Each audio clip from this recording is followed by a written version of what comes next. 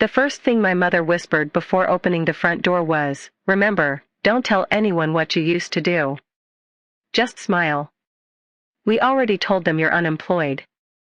5 hours later, my sister's engagement dinner ended in complete silence because the one person they were trying to impress stood up, looked straight at me, and changed everything. My name is Claire Bennett. I'm 34 years old, and according to my family, I was the jobless disappointment. The truth? I had resigned from a high-paying corporate job 6 months earlier after developing severe burnout.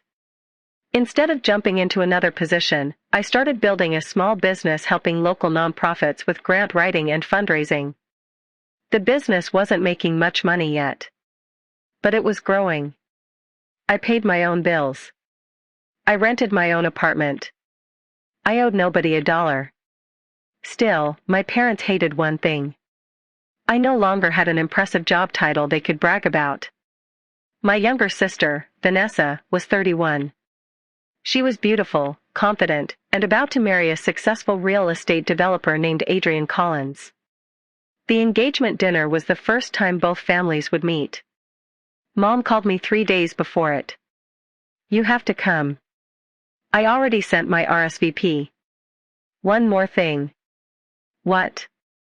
"Please don't talk about work." I frowned. "Why?" "It sounds unstable." "I own a business." "You barely own a business." Those words stayed with me. The afternoon of the dinner, I arrived at my parents' house before everyone else. Mom looked me up and down. "That dress is too simple." "I like it." "You could have tried harder." Dad walked into the room adjusting his tie. He smiled politely. "Let's just get through tonight." I noticed a stack of place cards on the dining table. One caught my eye. Mine simply read, "Claire." No last name. No title. Everyone else's card included something beneath their name. Attorney. Architect. Physician. Investment advisor. Even Vanessa's said, Marketing director. I quietly turned mine over. Nothing. I laughed to myself. It was such a small detail. Yet somehow, it hurt the most. Guests began arriving. Adrian greeted everyone warmly. He seemed far kinder than I expected. Then came introductions. Mom proudly beamed. "This is our daughter Vanessa. Our marketing director." She turned toward me. "And this is Claire." There was a tiny pause. "Our unemployed daughter." She laughed awkwardly. You know how young people are these days. Several guests chuckled politely. My face burned. I forced a smile. "I'm actually." Mom lightly squeezed my arm. Hard. I understood the message. Stay quiet.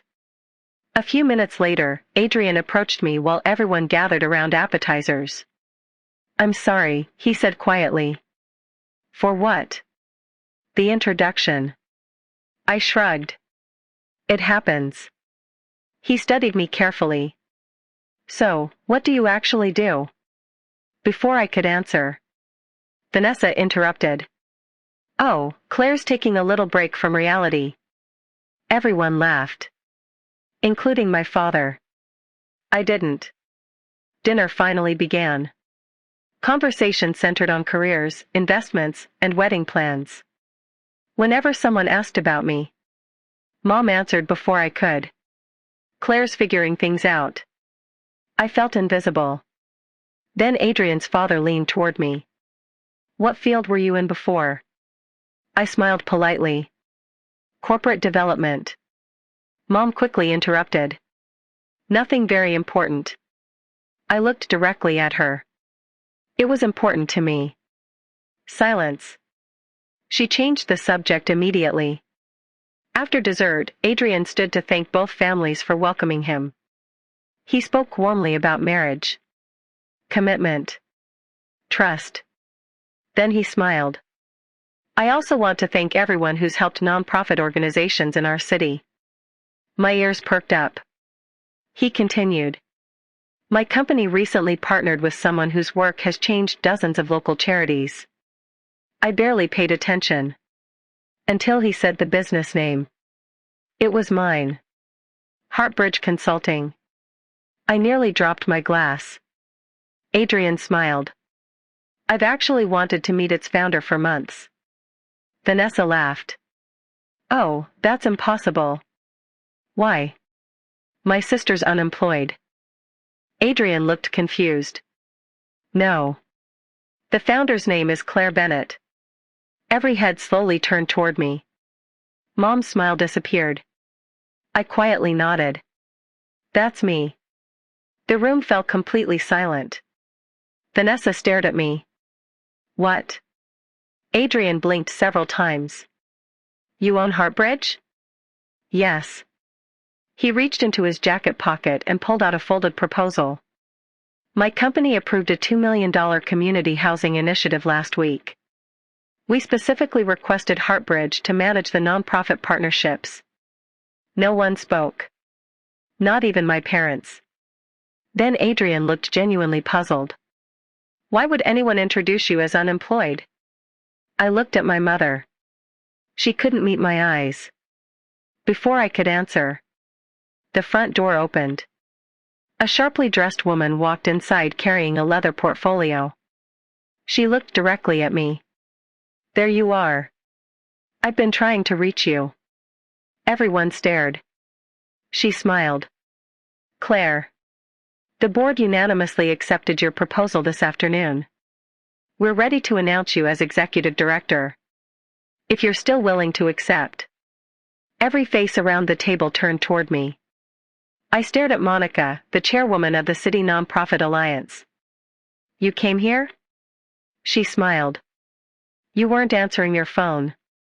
I looked at my purse. It was still upstairs charging. I figured your family dinner couldn't wait until Monday, she said. This news is too important. She handed me the portfolio. Inside was a formal contract. The position wasn't just another consulting job.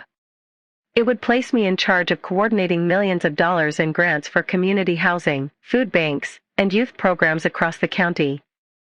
My hands trembled. I don't know what to say. Monica laughed. You can start by saying yes. Before I could answer, Mom suddenly spoke. Claire has always been modest. I looked at her in disbelief. An hour earlier, she had introduced me as unemployed. Now she was trying to rewrite the story. Monica frowned politely. Really? That's interesting. She turned to me.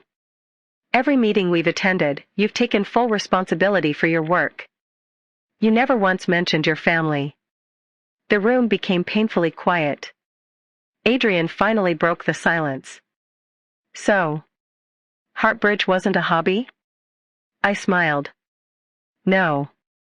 I left my corporate job because I was exhausted. I wanted to build something that actually helped people. It meant earning less at first. But I believed in it. Adrian slowly nodded. I've read your proposals. They're some of the best I've seen. Vanessa looked completely stunned. You never told us. I met her eyes. I tried.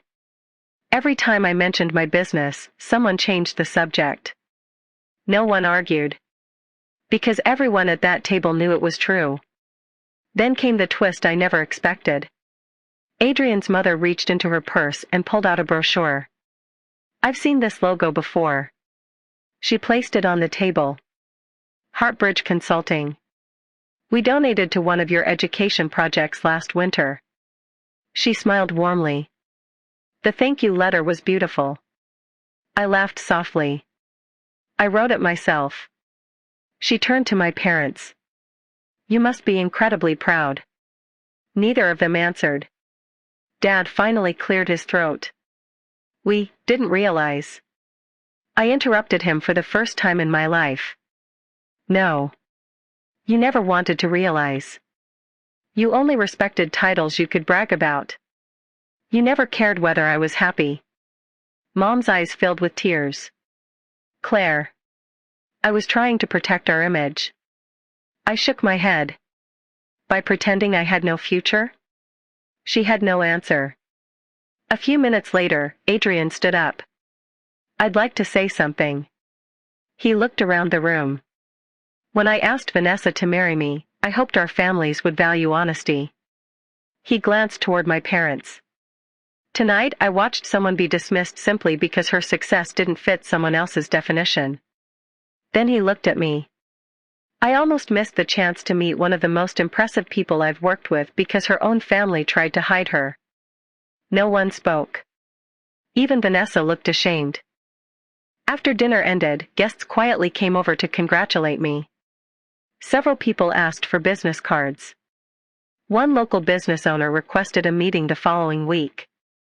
Ironically, the dinner meant to showcase my sister's future ended up opening doors for mine. Outside, as people prepared to leave, Vanessa stopped me beside my car. I owe you an apology. I waited. I've spent years believing everything Mom said. I thought you quit because you couldn't handle pressure. I smiled sadly. I quit because I almost forgot who I was. She nodded. I see that now. For the first time in years, we hugged. It wasn't perfect. But it was honest. The biggest surprise came 2 weeks later. Mom showed up at my office without calling. She looked uncomfortable. She held a small cardboard box. I found these while cleaning. Inside were newspaper clippings.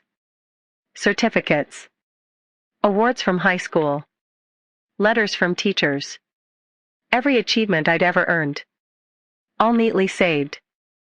I kept them, she whispered. I just stopped showing you I was proud. I looked at her for a long moment. You can't erase years with one apology. I know. I'm not asking you to. I'm asking for a chance to do better. Healing didn't happen overnight. It took months. Sometimes we still argued. Sometimes old habits returned. But something had changed. For the first time, they listened. 6 months later, Adrian and Vanessa's wedding finally arrived. During the reception, Adrian raised his glass. I'd like to thank someone who taught me something important. He looked directly at me. Success isn't defined by the title your family gives you. It's defined by the difference you make when nobody's watching. The entire ballroom applauded. I noticed my parents quietly clapping too. Not because everyone else was, but because they finally meant it. Looking back, I don't remember being introduced as the unemployed sister. I remember what happened afterward. Because sometimes people try to shrink your life into a single label. They call you unemployed. A failure. A disappointment. But the truth doesn't change just because someone refuses to see it. And the people who truly matter will always recognize your worth, even when your own family doesn't.